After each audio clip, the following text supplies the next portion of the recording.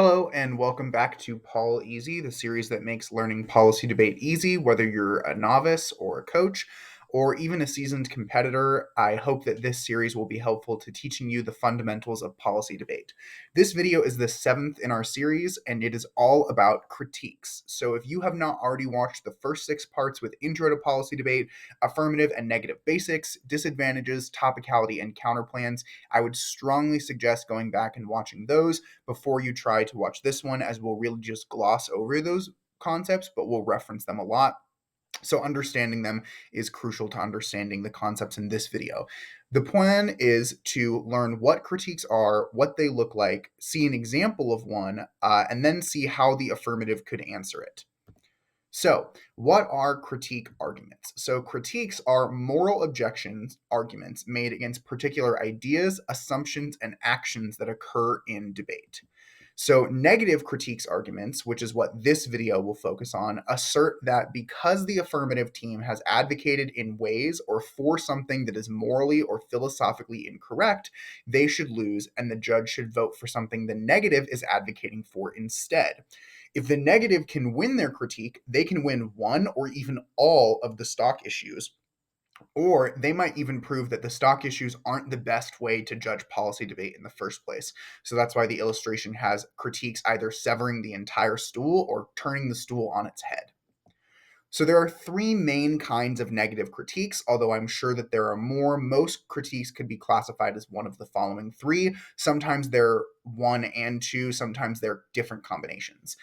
So there are critiques of language, which are about the words that we use in debate and whether or not those are harmful.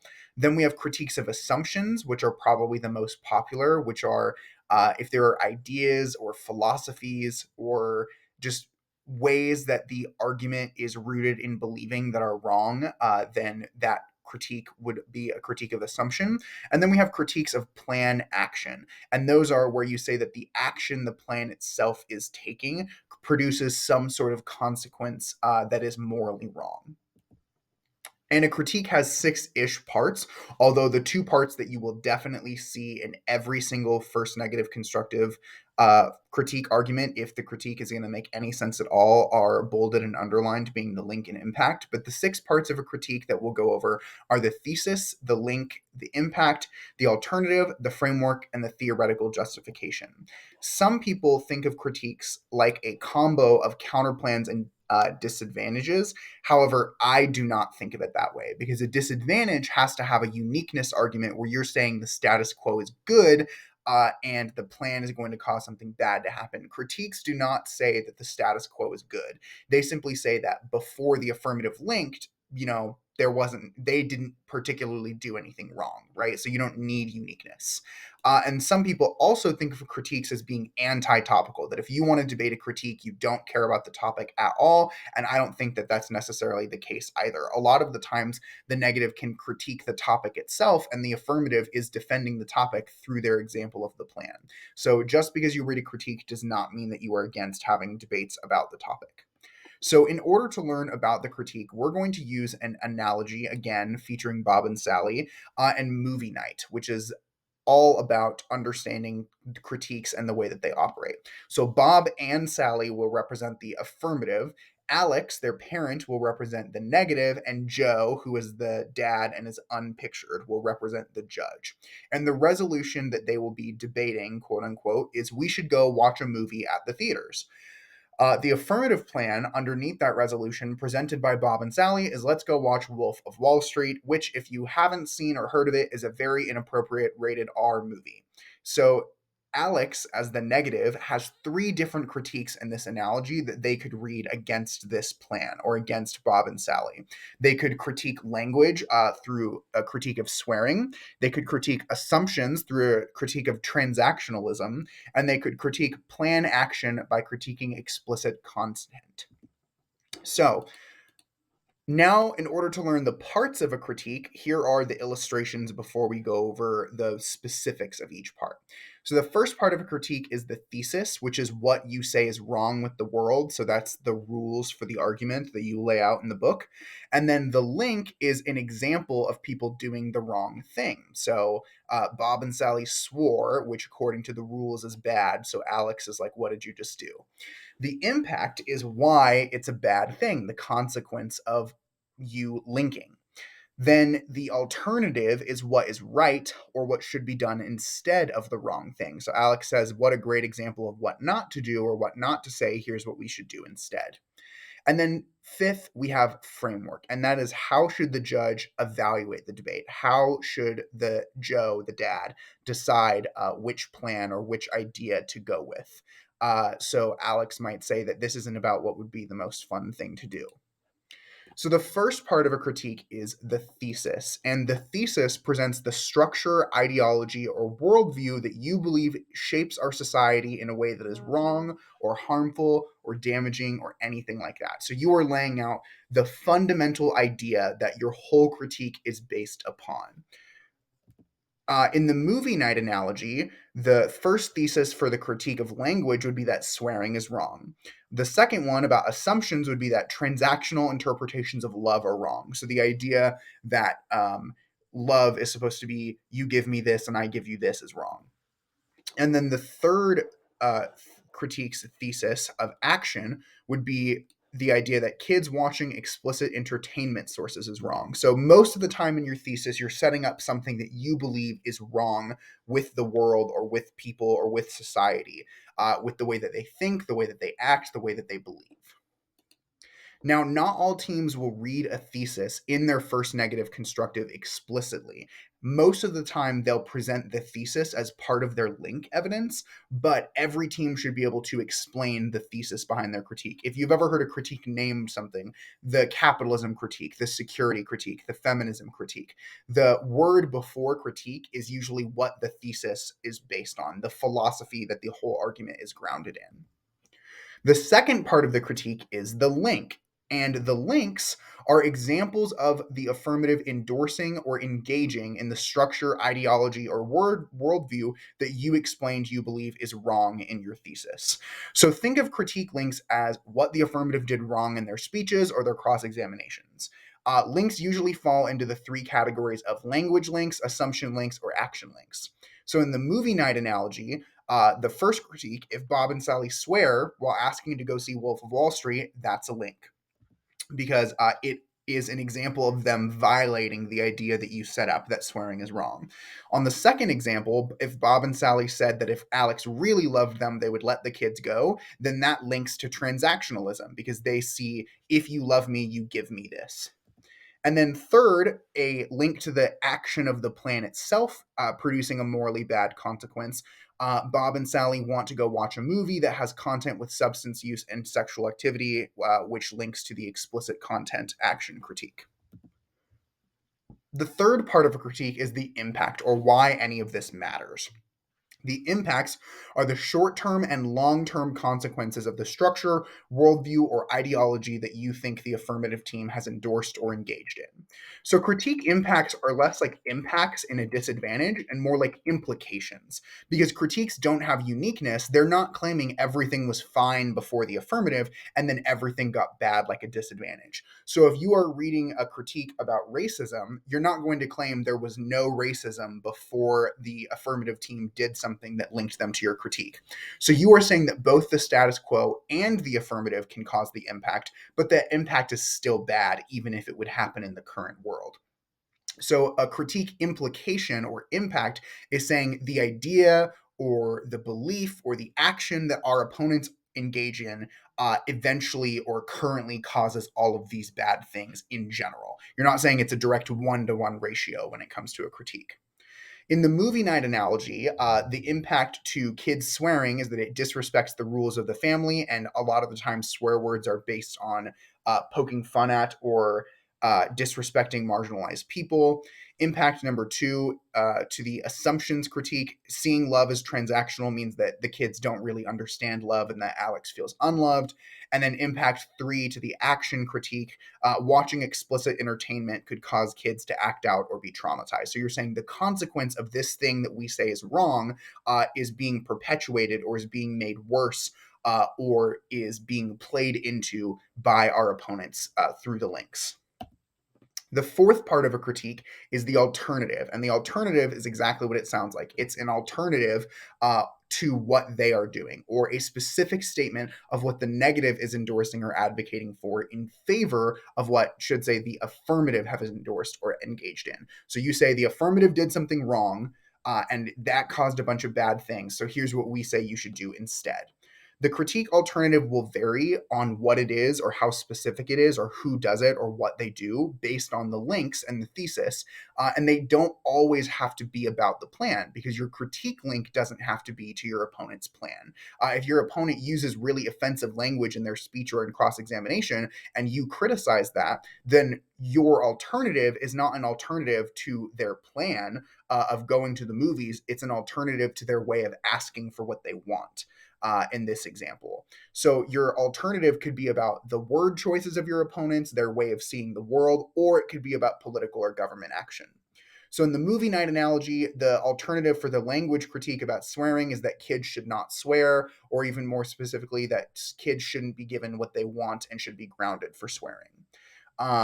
The alternative to the assumptions critique about transactionalism is that kids should only do or ask for things out of genuine love and not in manipulative ways. And then the alternative to the third critique about action with explicit entertainment is that Bob and Sally should go watch a different movie like a Toy Story instead.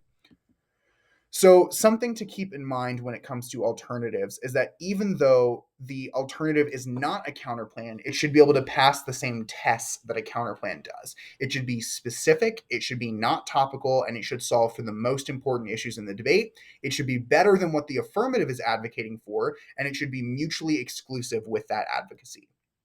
Now, you'll notice that I don't use the word plan in this explanation. I say advocacy, because critiques say that when the judge votes one way or the other, they're not voting for a hypothetical policy idea. They're not pretending to be a member of the US government. They are evaluating ideas. And so words, assumptions, and the plan are also up for fair game for debate over whether or not they should be voted for too. The last thing to note is that if you don't understand your alternative, neither will anybody else, your opponents or your judges. So just because you don't have to have a super specific alternative like a bill in Congress doesn't mean that it should be super vague like inspirational teacher meme quotes that they hang on their walls. The fifth part of a critique is the framework. And the framework in regular or traditional policy debate is judged based on the framework of winning or losing the stock issue. So a framework is how do judges make decisions? And normally in policy debate, they make the decision based off of which team won and lost the stock issues. Critiques almost always argue that the judge has something more important to decide the round on. Hint, it's the critique that's most important. And they offer an alternative role or a different role of the ballot or the judge. So they say that policy debate has a different purpose than we traditionally understand. The framework is the rubric or method for evaluating debates provided by the negative, or the affirmative if they provide one as well. So in the movie night analogy, Alex says that using appropriate language at all times is a prior concern to whether or not going to the movie would be fun. So when Joe, dad, makes his decision on what to do, that he shouldn't be thinking about what would be the most fun. He should be thinking about appropriate language. Another one would be that you could say that preserving the loving bonds of family is the most important issue, or you could argue that teaching kids moral values is the most important issue rather than giving them what they want. So the framework says when you're forced to choose between two things, how do you decide which thing to choose? And usually the framework that the negative reads will be at least slightly biased towards the argument that they are reading rather than towards the type of argument that the affirmative team is reading. The sixth part of a critique that the negative will not read in their first negative constructive is the theoretical justification. So you argue that a critique must not be bad enough for the fairness or educational value of the debate that it justifies voting for the affirmative. You got to be fair and you got to be educational.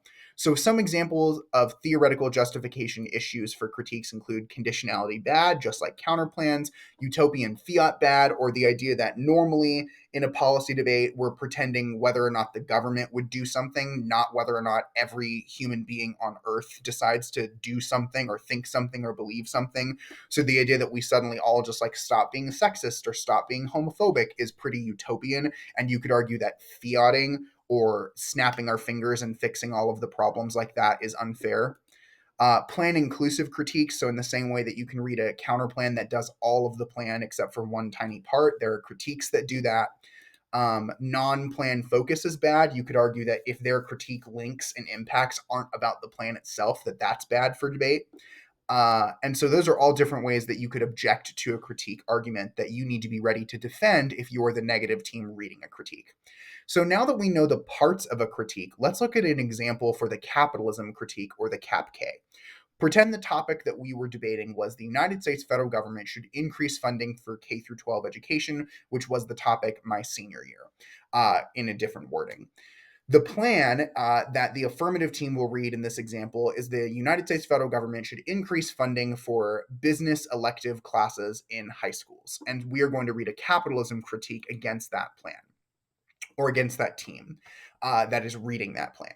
The thesis of the critique is that the logic of capitalism, an economic theory that supports private ownership over the means of production, structures much of our lives in horrible ways.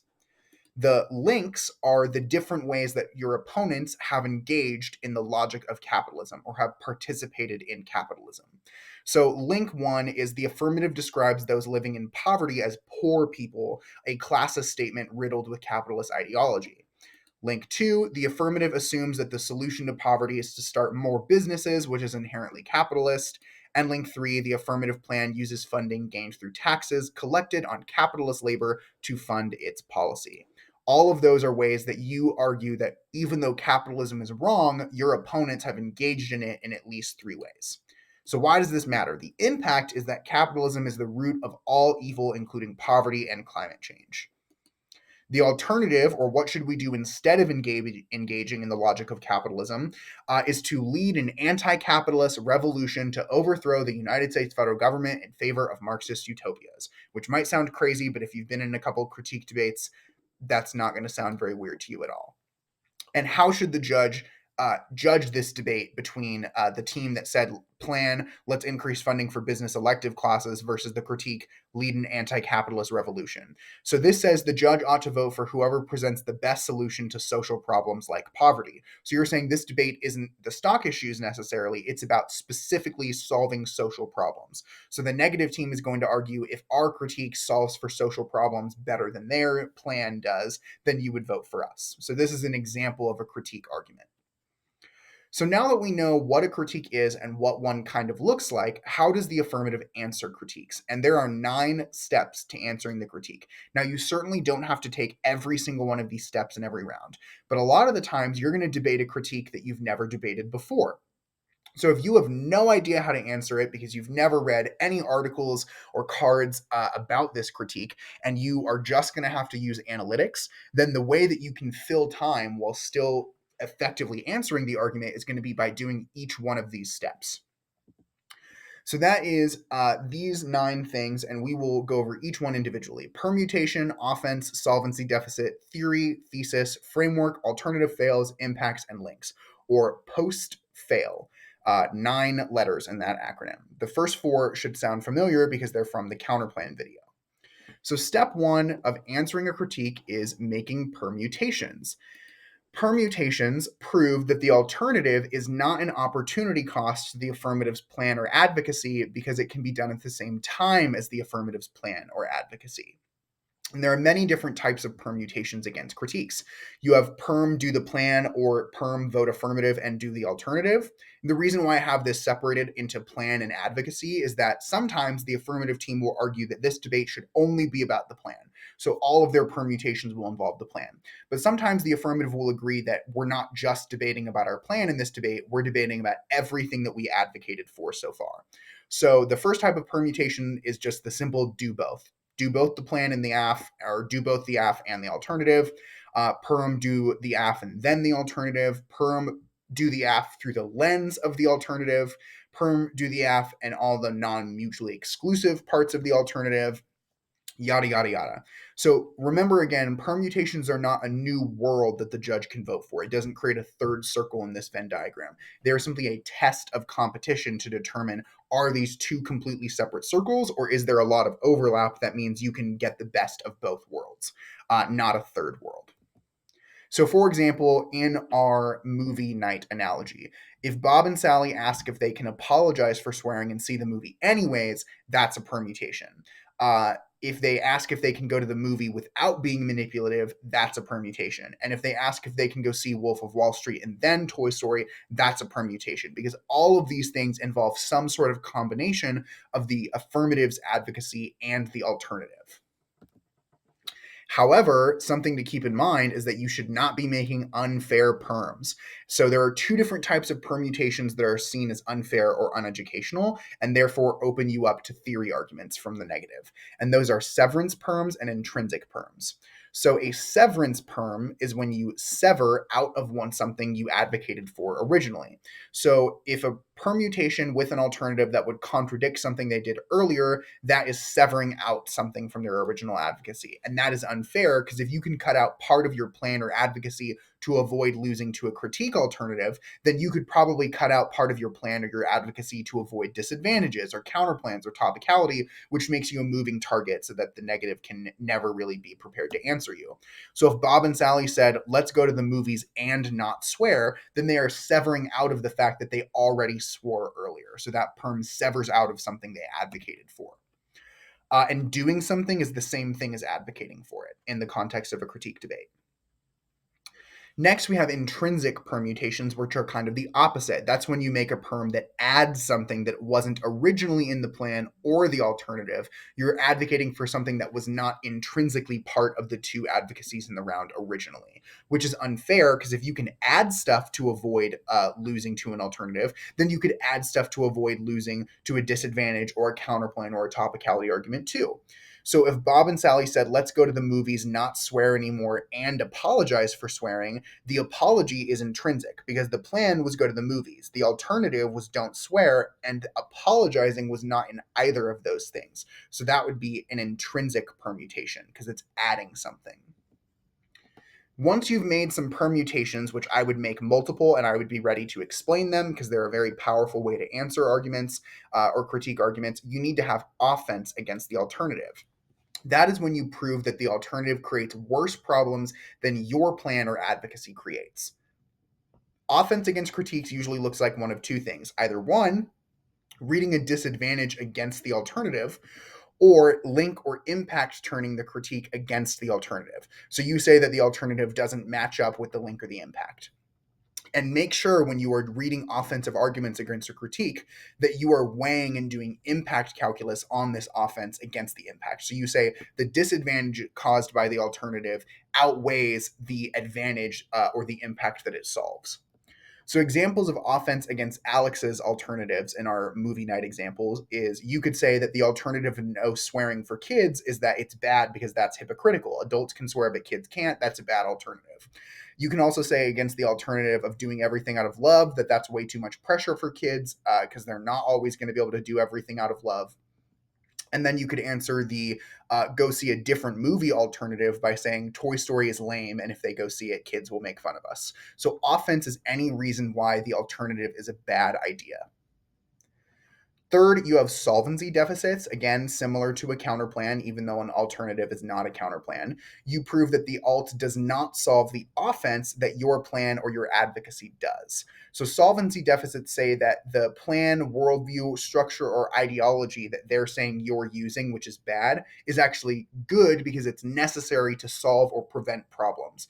So your plan or your advocacy can solve stuff that their alternative can't. So under our movie night example, you say that not swearing does nothing to help us have fun or spend time with friends, which was the advantages to your plan in the first place. Not being manipulative doesn't solve for boredom, and it also doesn't solve for loneliness. And seeing Toy Story doesn't solve for boredom or loneliness because none of your friends would want to go watch such a lame movie. So you prove that the alternative doesn't solve what your side can solve for. Fourth, we have theory arguments, which it's not really, there's nothing in the analogy to prove a theory argument.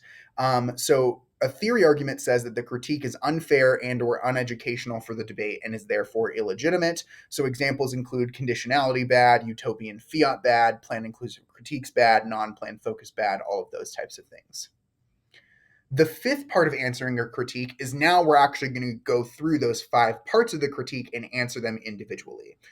So the first thing you should probably do when you get to answering the line by line of the critique is answering the thesis, and that is the fundamental premise of the critical argument. So you should reject the critique on face. So that if they say your whole plan, your whole speech, your whole advocacy is based off of something problematic, you should challenge that assertion that it was problematic.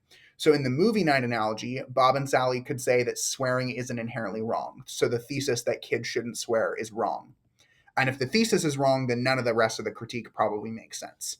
Bob and Sally say that love is transactional sometimes, that it is like transactional love is still a form of love. So the idea that love should not be transactional is wrong.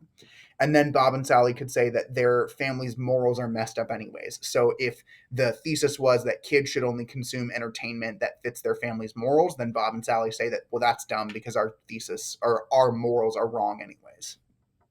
So you just disagree with the fundamental premise of the critique.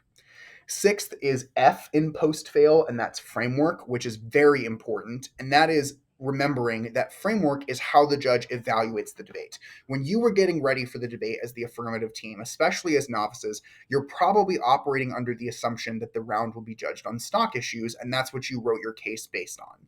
So you need to remember to convince the judge that they should evaluate the debate based on the rubric that you have been operating under from the beginning and not that the negative has been using. Framework debates can get really confusing, but think of it kind of like a theory or a topicality debate without violations or voters. So you say interpretation or how do we view debate, and that is that the judge should pick the winner of debates based on yada, yada, yada. Hypothetical policy making, based on the stock issues, something like that. And then standards are judging debates this way is best because. So you say, here's what debate should look like, and here's why it should look like that. In the movie night analogy, Bob and Sally argue as the affirmative that the decision on whether or not to go to the movies should be determined based on whether the world of going to the movies is better than a world in which they do not. So they say this is about whether or not we go to the movies, not about the language we use, not about the assumptions we have. It's just about whether or not we go to the movies. Seventh way to answer the critique is by saying that the alternative fails. Now, you've already attacked the alternative a lot by saying it causes bad things to happen and by saying that it can't fix what you talked about on your case. However, you should also attack the critique by proving that it can't even solve itself, that it can't solve its own impact or its own links. And if you can prove that the alternative doesn't solve the impact of the critique, then they lose the reason why the critique is a good idea to vote for in the first place. Because the critique basically says voting for the affirmative team causes a bunch of bad stuff to happen that we can fix. But if you prove that they can't fix that bad thing in the first place, then why would the judge vote for the critique? So in the movie night analogy, Bob and Sally argue that even if they don't swear, which was the alternative, that doesn't stop them from thinking about swearing or from hearing swearing at school. Or even if you do the alternative of not being manipulative, that doesn't guarantee that Alex will feel loved. The kids could not be manipulative at all, and then they could be mean, and then Alex won't feel love anyways. Or you could answer the alternative of seeing Toy Story by saying that even if we see Toy Story, that doesn't mean that we will have to follow the family's morals. So you say that the alternative doesn't fix the impact that they're claiming voting for you causes. Eighth, we have answering the impact part of the critique.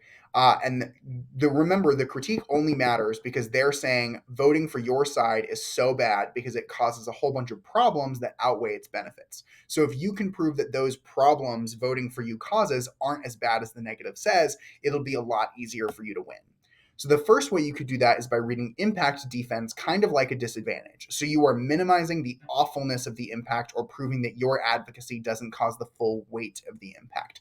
So that would be like saying, even if our plan is capitalist, it's not going to be enough to cause total all-out climate change that leads to the extinction of the human race. It might make climate change slightly worse. Or you can impact turn the impact of the disadvantage or of the critique, where you say the thing they said is bad is actually a good thing. You should very rarely do this. So if the critique was a critique of sexism and they say being sexist or having prejudice based on gender is bad, you should not try to turn that and say having prejudice based on gender is good. But if the critique was about securitization or making something out to be a security threat and they say that that is a bad thing, you could say actually that it's a good thing. You have to be very sensitive when you're answering the impact to most critiques because they're usually more tangible or they feel more personal to the teams reading them than traditional impacts in policy debate do. In the movie night analogy, you could answer the swearing critique impact by saying, actually, impact turn, swearing is good because it helps to relieve stress. You could read defense against the manipulation or love transactionalism critique by saying manipulation isn't that bad. And you could answer the family values or ethical entertainment critique by saying that watching one R-rated movie isn't bad enough to corrupt your entire moral code. So you're saying the consequences of voting for you aren't as bad as the negative team has made them out to be. Ninth and finally is you have to answer the links or the things they're saying you did wrong in the first place. So if the critique says you should lose because you endorse something morally wrong, you can prove that you didn't endorse a bad thing, so therefore you shouldn't lose. So again, two different ways to do this, kind of like a disadvantage. You can read link defense, where you prove that you didn't advocate that much for the thing they said you did. Or you can turn or link turn by proving that the negative endorses the same bad thing that they accuse you of endorsing. Anytime that you can do a link turn in a critique debate, totally do it. So if they say your team is bad because you engaged in capitalist logic, then anytime they read an economy-based disadvantage or an economy-based counterplan or an economy-based case attack, then you read a link turn and say you do the exact same thing you accuse us of doing. Now, again, remember to be sensitive when answering the links to critiques, especially if it's offensive language that you used. Like if you used a word that was prejudiced based on race or gender or sexuality or ability or religion, if you used offensive language, I probably wouldn't say that offensive language isn't that bad in most cases, because that could be even more offensive and even worse for you in the debate.